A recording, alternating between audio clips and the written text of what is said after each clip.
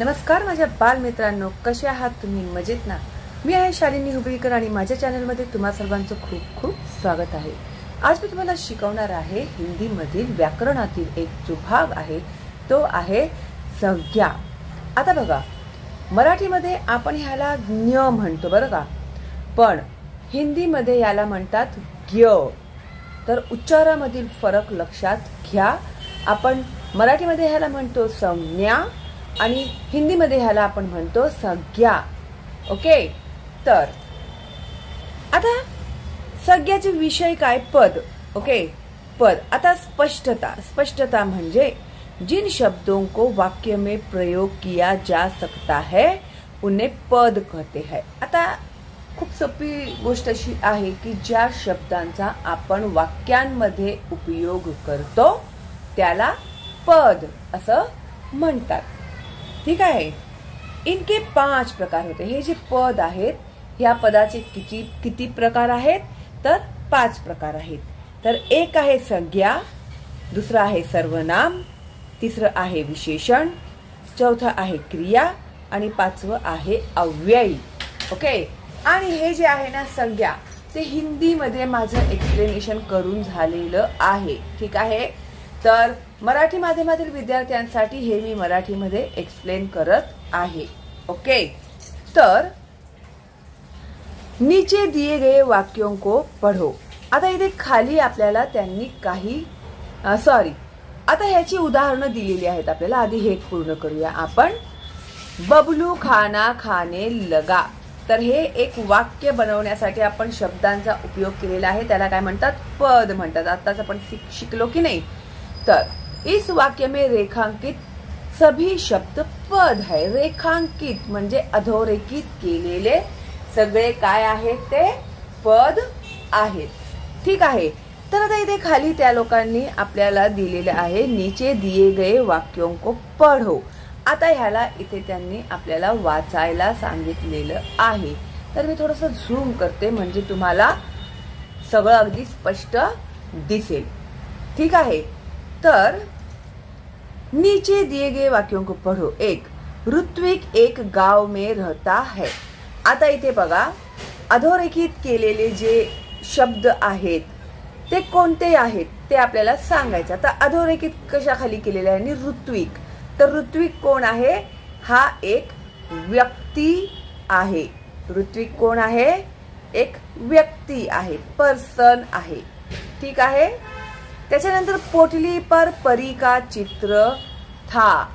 आता पोटलीला अधोरेखित केले. तर पोटली ही काय आहे? पोटली ही आहे वस्तू. ठीक आहे.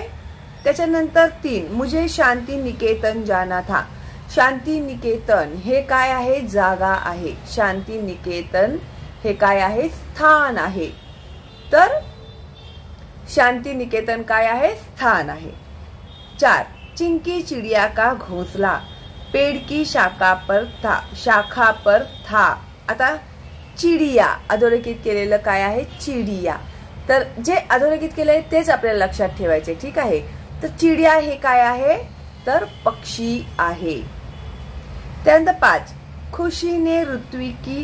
खुशी से ऋत्विक की आंखें भर आई.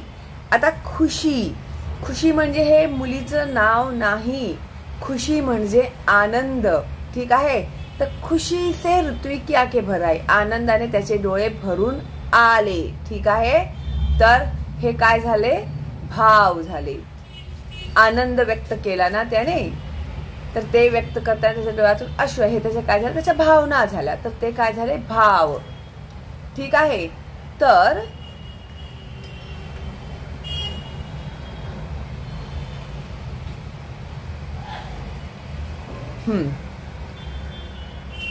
इन वाक्यों में रेखांकित शब्द किसी न किसी व्यक्ति. आता अधोरेखित जे शब्द आहेत ते कोणत्या ना कोणता व्यक्ती, पक्षी, वस्तू, स्थान, भाव आदि के नाम है. इसलिए ये शब्द संज्ञाएं है. किसी व्यक्ति, पशु, पक्षी, वस्तु, स्थान, गुण, भाव आदि के नाम को संज्ञा कहते हैं. आणि हे तुम्हाला समजून घेऊन पाठ केल्याशिवाय तुमच्याकडे पर्याय नाही, ह्याचं काहीही शॉर्टकट नाही. व्याकरणातील बारीक सारीक गोष्टी सुद्धा तुम्हाला माहिती असल्याच पाहिजेत. कारण की लँग्वेजमध्ये जर तुमच्या परीक्षेमध्ये जर तुम्ही उत्तर लिहिताना तुमचे ग्रॅमॅटिकल मिस्टेक झाले तर त्याच्यातच तुमचे मार्क्स कापले जातात. ठीक आहे. तर छोट्या छोट्या गोष्टी सुद्धा तुम्हाला लक्षात ठेवायच्या आहेत. संज्ञा के 5 भेद है. आता तसं बघितलं तर संज्ञाचे 5 भेद आहेत. कक्षा 6 में केवळ 2 भेदों की चर्चा की जा रही है. आता 6वीच्या विद्यार्थ्यांसाठी फक्त 2च भेदांच्या बद्दल सांगितलं जात आहे. आता हे जरी 6वीचं असलं तरी सुद्धा 7वी, 8वी, 9वी, 10वीच्या विद्यार्थ्यांना सुद्धा हे तेवढंच उपयोगी आहे.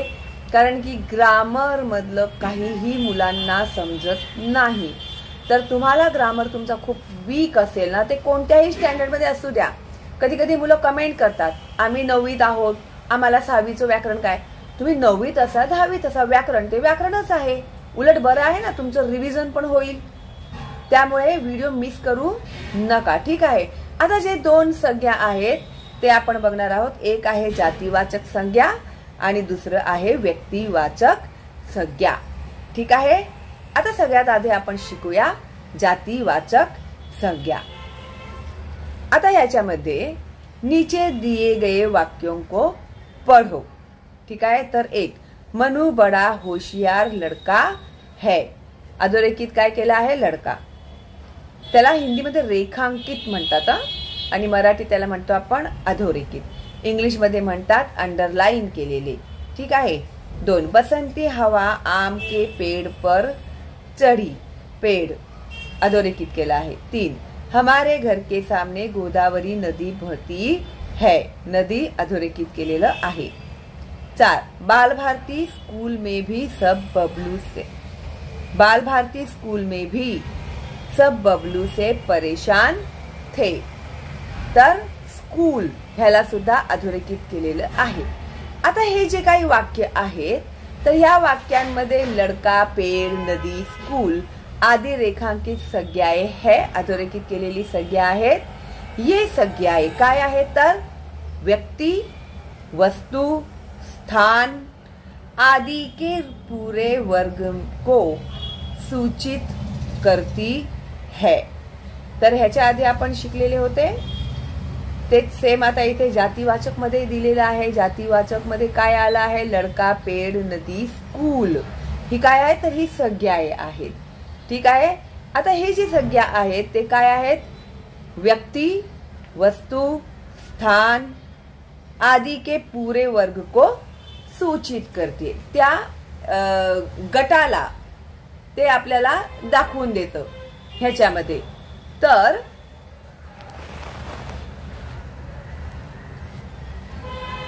लड़का शब्द किसी भी लड़के के लिए प्रयोग किया जा सकता है. आता लड़का म्हणजे काय? मुलगा. तर मुलगा हा शब्द कोणत्याही मुलासाठी आपण ह्याचा उपयोग करू शकतो की नाही? लड़का म्हणजे काय झालं? मुलाला लड़का म्हणतात. तर आपण ते कोणत्याही मुलासाठी त्याचा उपयोग करू शकतो.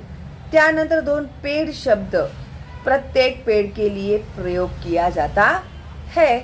आता इथे आपल्याला पेड़ आहे तर पेड़ हा शब्द कोणत्याही झाडासाठी आपण वापरू शकतो ना.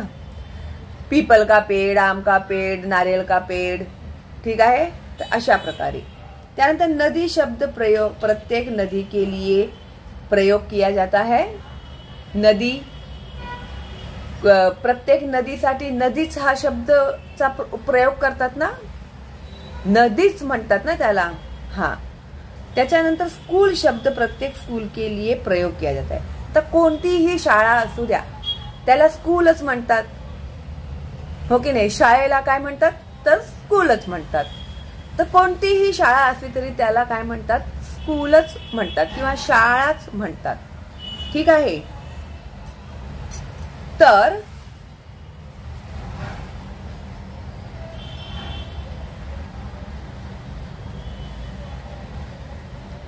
जो संज्ञा शब्द किसी प्राणी, स्थान या वस्तु की पूरी जाति या वर्ग का बोध कराते हैं उन्हें जातिवाचक संज्ञा कहते हैं। आता संज्ञामधील जे काही शब्द आहेत ते आता ज्या कशाचाही त्यांनी उच्चार केलेला आहे ह्याच्यामध्ये मेन्शन करणे म्हणतात त्याला। तर ते काय मेन्शन करतात? प्राणी, आता जे काही लिहिलेलं आहे ते प्राणी, स्थान, जागा, प्रत्येक जागेला स्थानच म्हणतो आपण। या वस्तू किंवा वस्तू की पूरी जाती या वर्ग का बोध कराते है।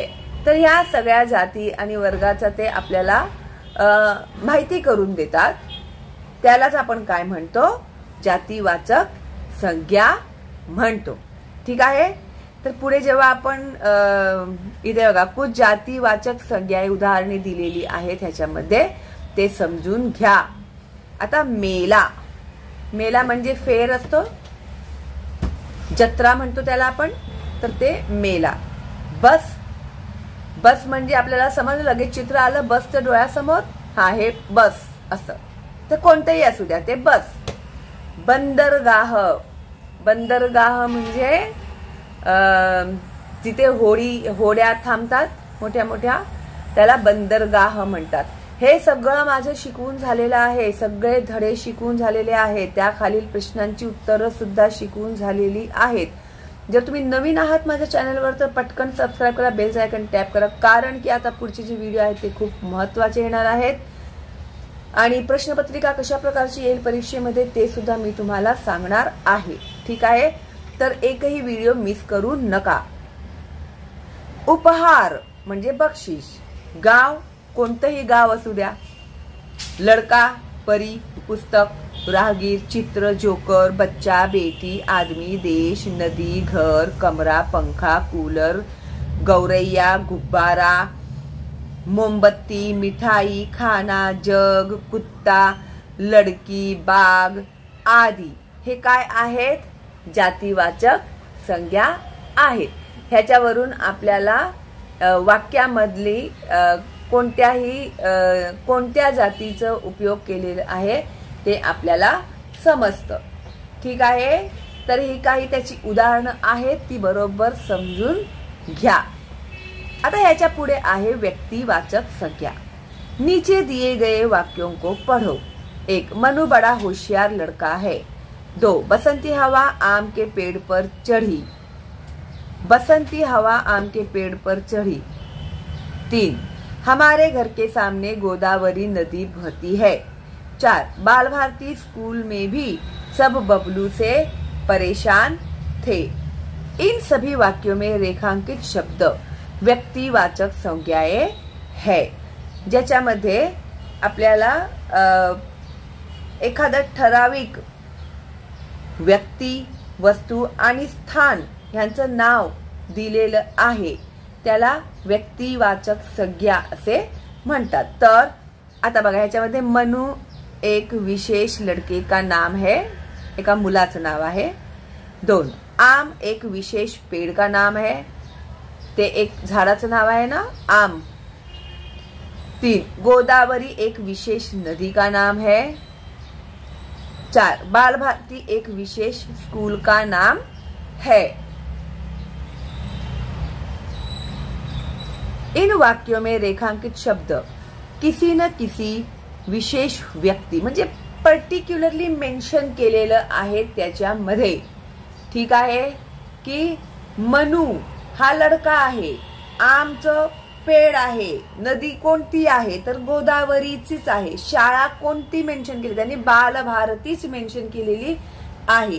तर किसी न किसी विशेष व्यक्ति, वस्तु अथवा स्थान आदि के नाम है, इसलिए ये शब्द व्यक्तिवाचक संज्ञाएं है।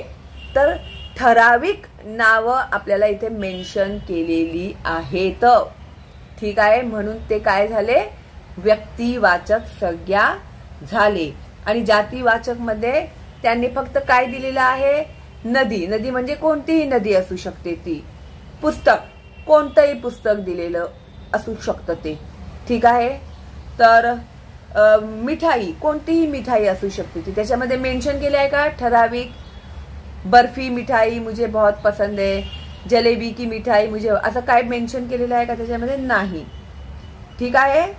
तर नदी, नदीचं नाव मेन्शन करतात जातीमध्ये? नाही. तर नदी म्हणजे नदी, कोणतीही नदी असू शकते ती. पण व्यक्तिवाचक संज्ञामध्ये स्पेशली मेन्शन केलेलं आहे की मनूच हा मुलगा आहे, लडका. आमचंच पेड आहे, गोदावरी ही नदीचं नाव दिलेलं आहे त्याच्यामध्ये. समजलं ना तुम्हाला दोन्हीमधलं फरक? ठीक है. तर किसी विशेष प्राणी, स्थान, फल, फूल, वस्तु इत्यादि के नाम को व्यक्तिवाचक संज्ञा कहते हैं. म्हणजे त्यांनी त्याच्यामध्ये मेन्शन केलेलं आहे काय? तर नाव मेन्शन केलेली आहेत. ठीक आहे. आता जसं काही संज्ञाची उदाहरणं त्यांनी आपल्याला दिलेली आहेत. तर बघा ह्याच्यामध्ये महाराष्ट्र नाव लगेच जागेचं आलं त्याच्यामध्ये. कोलकाता, दिल्ली, आग्रा, रवींद्रनाथ व्यक्ती आहेत. अशोक, काबुलीवाला, बबलू, टॉमी कुत्ता, शारदा, जैतून, टीटू, गिलहरी, चिंकी, चिड़िया, भारत, रूस, चीन, जापान, ताजमहल, लाल किल्ला, यमुना, हिमालय. म्हणजे आपल्याला ते दिलेली नावं आहेत. तर त्याच्याने आपल्याला लगेच लक्षात येतं. तर आय होप तुम्हाला व्यक्तिवाचक आणि जातीवाचक मधलं फरक आता समजलेलं आहे. विंध्याचल, सतपुडा पर्वत, गीता, रामायण, महाभारत आदी ही कशाची संज्ञाए आहेत? व्यक्तिवाचक संज्ञाए आहेत. ठीक आहे. आय होप तुम्हाला समजत आहे. आता इथे त्यांनी आपल्याला दिलेला आहे स्वाध्याय. काय दिलेला आहे बघूया आपण. संज्ञा, निम्नलिखित शब्दों में से संज्ञाएं छाटकर लिखो. आता इथे त्यांनी आपल्याला एकूण 18 शब्द दिलेले आहेत. तर ह्या 18 शब्दांमधले जे संज्ञा आहेत ते आपल्याला छाटून लिहायचे आहेत. तर आधी शब्द काय आहेत ते आपण वाचूया. लड़का, ऊपर, देश, यह, रानी, पेड़, पुणे, नीचे, कुरान, मेला, बड़ा, वहां, बाग, फूल, कावेरी, नाशिक, हम, नदी. तर ह्याच्यामधली संज्ञाएं कोणती आहेत? तो भी इसमें की संज्ञाएं देखो क्या है. एक है लड़का, ऊपर नहीं है, देश है, यह नहीं, रानी, पेड़, पुणे, कुरान, मेला, बाग, फूल, कावेरी, नासिक और नदी. ये मैंने इसे अंडरलाइन कर दिया है. ठीक है. अभी लिखने को बैठूंगी तो बहुत ज्यादा टाइम हो जाएगा. ओके. तो ये क्या हो गई? हो गए संज्ञाएं हो गई. ठीक है. आई होप आप लोग को भी ये समझ में आ गया है. ठीक है. अभी यहाँ पर जो है प्रश्न दूसरा, निम्नलिखित वाक्यों में आई संज्ञाओं को रेखांकित करो. अभी आता हे जे खालील जे वाक्य आहेत त्यांना मैं बीच में हिंदी में बोला मैंने शायद.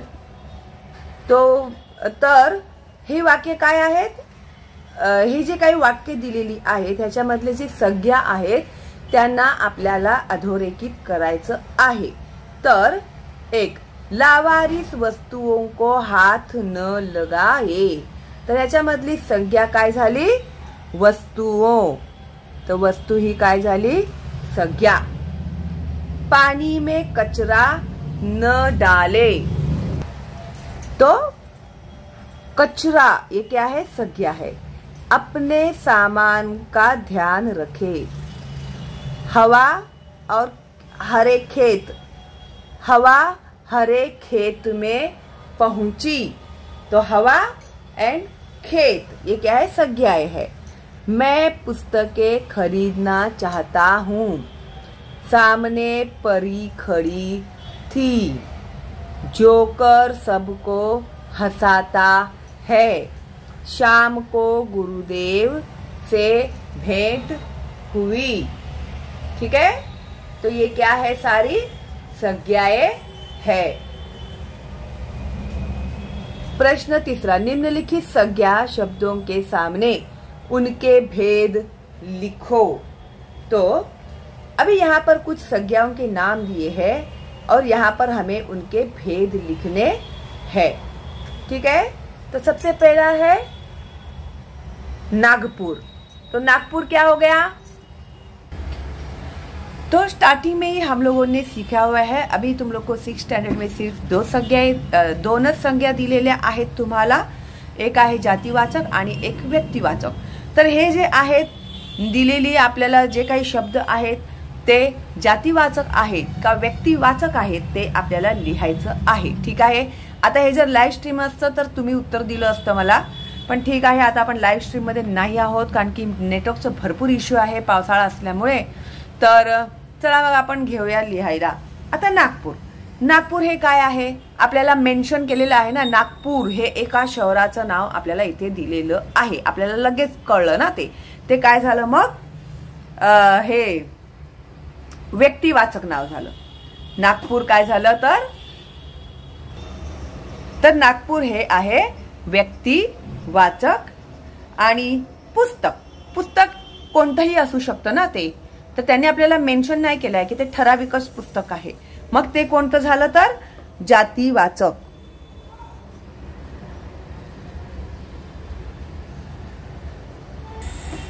तर पुस्तक हे झालं जातीवाचक।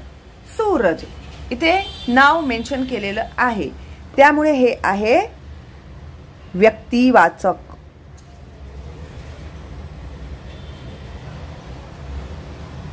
व्यक्तिवाचक। हिमालय मेन्शन केलेलं आहे व्यक्तिवाचक।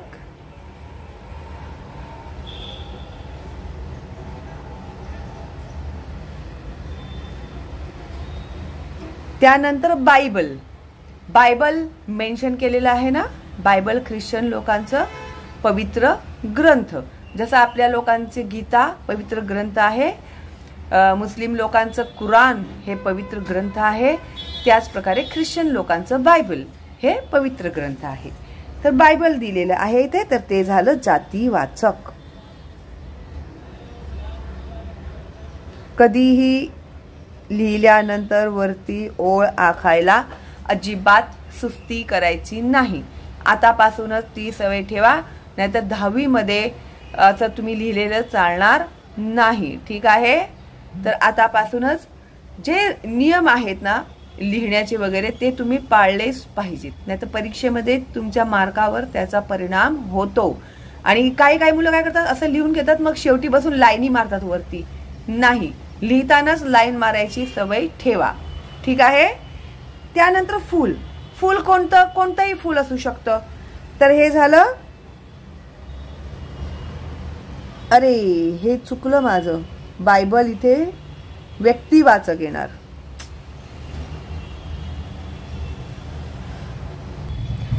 तुम्हाला ते बायबल समजवण्याच्या ह्याच्यामध्ये मी चुकून इथे जातीवाचक लिहिलं आहे, तर हे आहे व्यक्तिवाचक। आय होप मी आता लिहू शकते हे। अरे वा, शाबाश, बघितलं का? तर हे आहे व्यक्तिवाचक। त्यानंतर 6 फूल काय आहे जातीवाचक।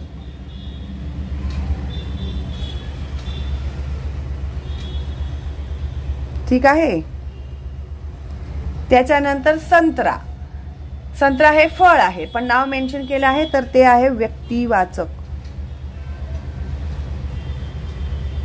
आय होप आता हे पक्क तुमच्या डोक्यात बसलं असेल आणि हे विसरायचं नाही। आणि मध्ये मध्ये व्हिडिओ बघत राहा म्हणजे ग्रामरचे तुम्हाला कन्फ्युजन नाही राहणार, पक्के बसतील ते डोक्यामध्ये तुमच्या। ठीक आहे, गाय काय आहे, कोणतीही गाय असू शकते, तर ती आहे जातीवाचक।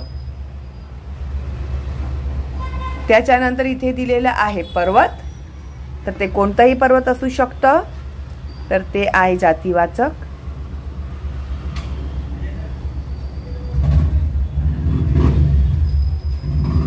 त्यानंतर गीतांजली हे आहे व्यक्तिवाचक।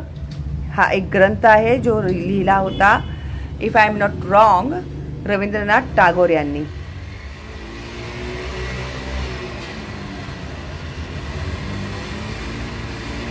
तर बरोबर आहे की नाही हे मला कमेंट करून सांगा तुम्ही. कहाणी, कहाणी जातीवाचक कोणतीही गोष्ट असू शकते ना ती. अरे काय चाललंय या लोकांचं. तर इथे कामं सुरू आहेत त्यामुळे आजूबाजूच्या आवाजांना जरा इग्नोर करा. ओके. नदी जातीवाचक.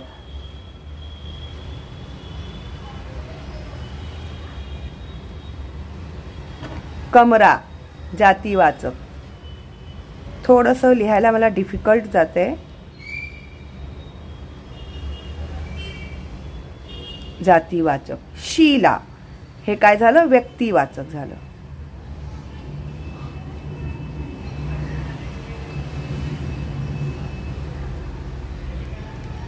त्यानंतर आहे बबलू.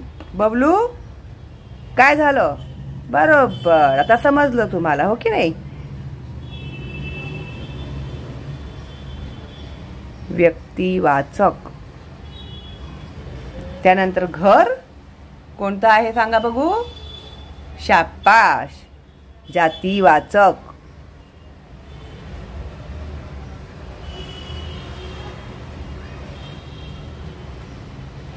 ठीक आहे. तर अशा प्रकारे आपण संज्ञा दिले होते त्यांचे भेद इथे लिहिलेले आहेत. बघा, बघून छापून लिहिणं आणि समजून उत्तर लिहिणं ह्याच्यामध्ये खूप फरक असतो. आता तुम्हाला समजलेलं आहे तर तुम्ही जे उत्तर लिहिणार जेव्हा पण ते तुम्ही कॉन्फिडेंटली लिहिणार. ठीक आहे. तर मुलं काय करतात ना, खूप विचित्र प्रकार असतो हा की पाठांतर करतात, पाठ करतात. बायबल जातीवाचक, बायबल जातीवाचक, बायबल व्यक्तिवाचक, बायबल व्यक्तिवाचक, बायबल व्यक्तिवाचक असं. फुल जातीवाचक, जातीवाचक, जातीवाचक. फुल जातीवाचक असतो, फुल जातीवाचक असतो. अरे काय गरज आहे, समजूनच घ्या ना ते काय फरक आहे त्या दोन्हींमध्ये. तर रट्टा मारायची काय गरज आहे तुम्हाला, हो की नाही. वाटतंय ना आता सोपं. मग आहात तुम्ही हुशार तर जरा डोकं चालवा की तुमचं. ओके. आता बघा प्रश्न 4. निम्नलिखित संज्ञाओं से वाक्य बनाओ. आता इथे त्यांनी आपल्याला वाक्य बनवायला सांगितलेलं आहे. संज्ञा दिलेले आहे. तर भारत, तर काय देणार तुम्ही. भारत मेरा देश है. झालं वाक्य.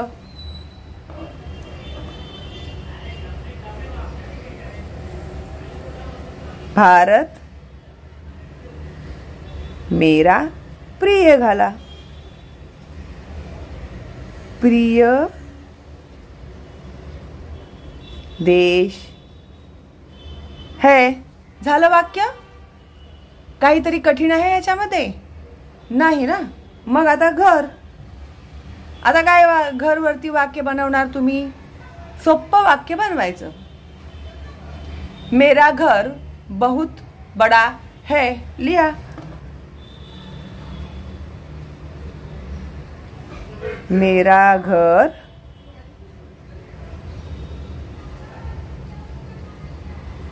बहुत बड़ा है. मेरे दोस्त का घर बहुत अच्छा है. मेरे घर में मेरा परिवार रहता है. काहीही वाक्य बनवू शकता तुम्ही. सोपी सोपी आणि साधे सिंपल आणि ज्याच्यामध्ये आपले ग्रॅमॅटिकल मिस्टेक्स होऊ शकत नाही. मेरे दोस्त आज मेरे घर आने वाले है. झालं ना. कितीतरी वाक्य झाली आता घर वरती. त्याच्यानंतर परीक्षा. परीक्षावरती वाक्य आता कसं बनवणार आपण.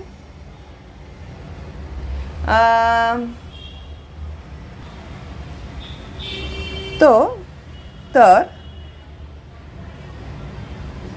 कल से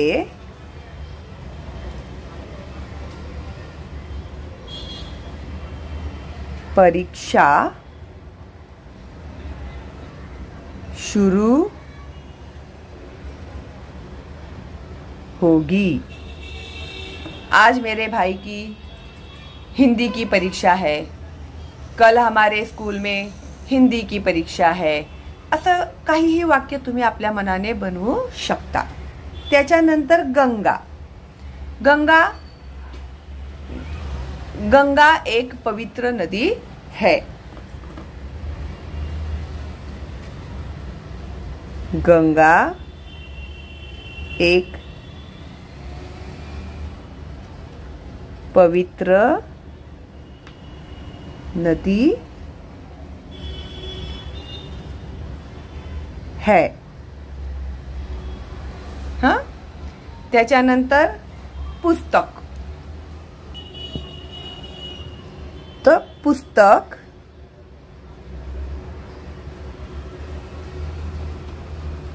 अलमारी में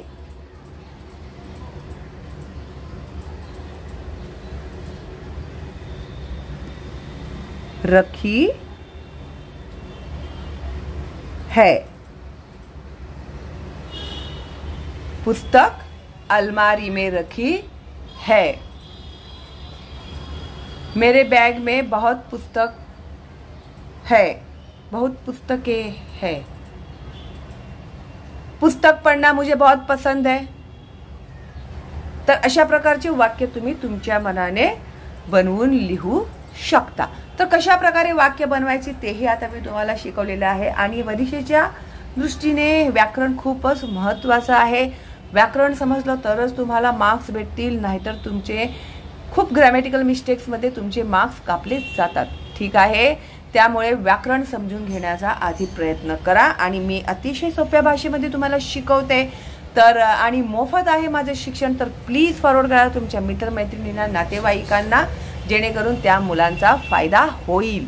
ठीक आहे. आणि तुम्हाला काही शंका असतील तर मला कमेंट करा.